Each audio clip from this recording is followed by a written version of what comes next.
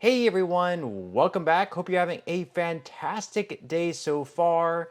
So, in just 2 days, President Joe Biden is going to make the Social Security increase official. We will be covering that in today's video. Plus, can we keep the momentum going for big Social Security changes going in 2025? We will be covering one big proposed change by incoming President Donald Trump. But before we go ahead and dive into it for today, if you would like to receive up to $200 in free stock or $200 in free cash, in a pinned comment below, I will be leaving a link to Robinhood. All you have to do is once you click on that link is just sign up for a free account and then simply link your bank account. You do not even have to make an opening deposit. At that point in time, Robinhood will be sending you one free stock worth all the way up to $200. And if you'd rather just have the cash, all you have to do is once you receive the free stock is just sell it for what it's worth and then transfer the cash value right back to your bank account.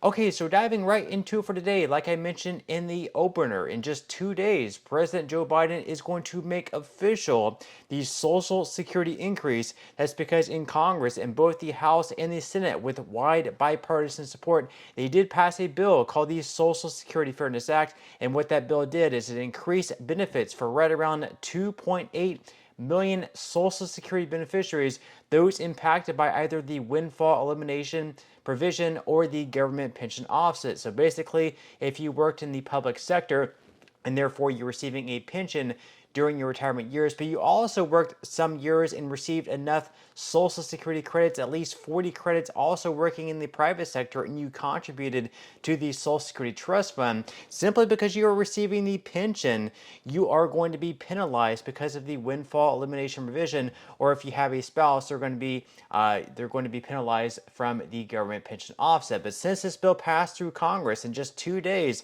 President Joe Biden is expected to sign that bill into law on January 6th. We are going to be covering that in today's video. So according to CBS News, President Biden on Monday is expected to sign into law legislation extending full Social Security benefits to nearly 3 million U.S. retirees, according to advocates for the measure. Decades in the making, the Social Security Fairness Act would eliminate two federal policies that prevent former police officers, firefighters, postal workers, teachers, and others with a public pension from collecting their full Social Security benefits. So, quote, the Senate finally corrects a 50-year mistake, proclaimed Senate Majority Leader Chuck Schumer, a Democrat from New York, after senators approved the legislation on December 21st in the waning hours of the 118th Congress. Organizations representing firefighters and police officers told members that they had been informed that Mr. Biden was poised to sign the bill. The president was scheduled to hold a signing ceremony for the measure on Monday at 10 a.m. Eastern Time, according to the International Association of Firefighters, IAFF, and the National Association of Police Organizations, or NAPO for short, although his schedule could certainly change. So right now it is expected, once again, in just 2 days on January 6th, President Biden is going to be holding that ceremony where he does sign that bill into law. And then whenever payments go out, we will have to wait and see. Probably a little bit too late for payments to begin increasing for the month of January, because the Social Security Administration will have to do their calculations to figure out just how much people should be receiving. But these payments are also going to be retroactive as well, which we are going to be covering in just a second. So basically, first off, what exactly is the Social Security Fairness Act?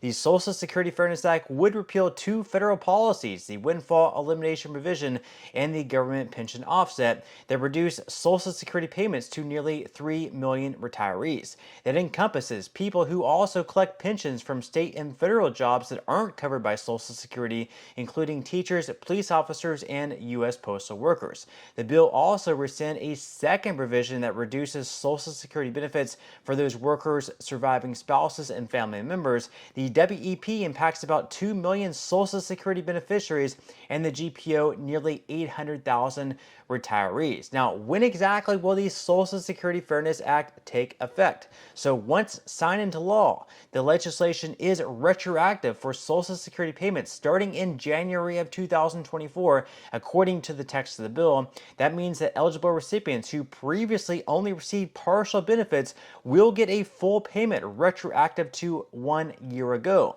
Still, calculating what beneficiaries are owed may not be simple or quick. So that is a big thing there. These payments are going to be retroactive all the way back to until January of 2024. So basically what this means is if you're set to receive an increase of, just hypothetically speaking, if you're supposed to receive an increase of $500 per month, not only are you going to be receiving that all year long in 2025, but they're also going to be retroactive all the way back starting in January of last year in 2024. So again, a $500 per month increase.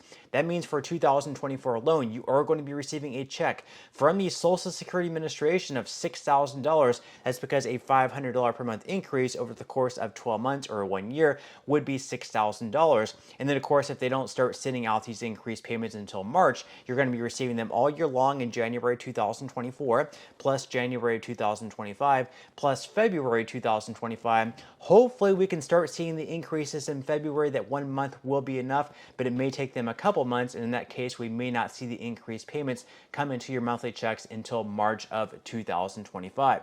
Now they go on to say here that Americans who previously filed for Social Security benefits that are partially or completely offset do not need to take any action other than to verify that the Social Security Administration has their current mailing address and direct deposit information.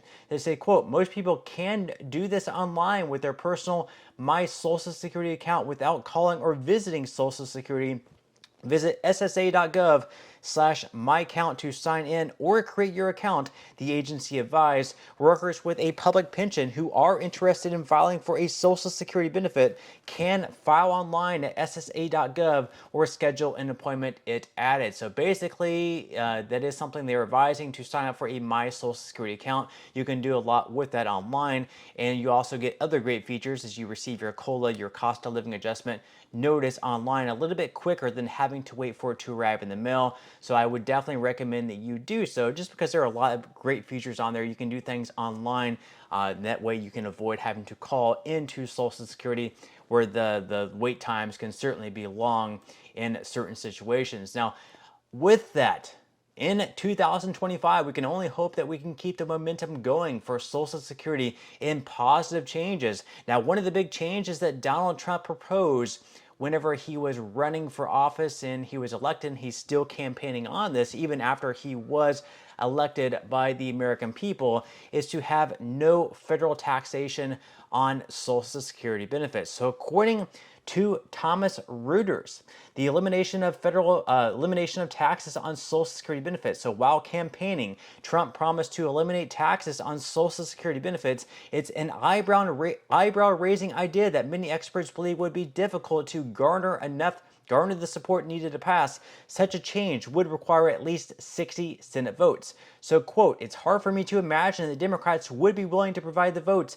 to get over that 60 vote threshold and weaken Social Security solvency, which is what Charles Blahas, a senior research strategist at Mercatus Center at George Mason University, said in a CNBC article. The notion of nixing taxes on Social Security benefits has sparked concern that such a move could be detrimental to these Social Security finances. And according to a report by the Committee for a Responsible Federal Budget, they estimate that Trump's proposal would increase Social Security's 10-year cash shortfall by $2.3 trillion through fiscal year 2035 and would advance the insolvency of Social Security by 3 years from fiscal year 2034 to fiscal year 2031. So that's one of the downsides of that idea, is right now if they don't do anything about the Social Security Trust Fund to bring more money into it or have less money to leave it, they will have to have cuts across the board by anywhere between 19 to 26% for everyone. So by eliminating the federal taxation on Social Security benefits, that's only going to speed up the insolvency date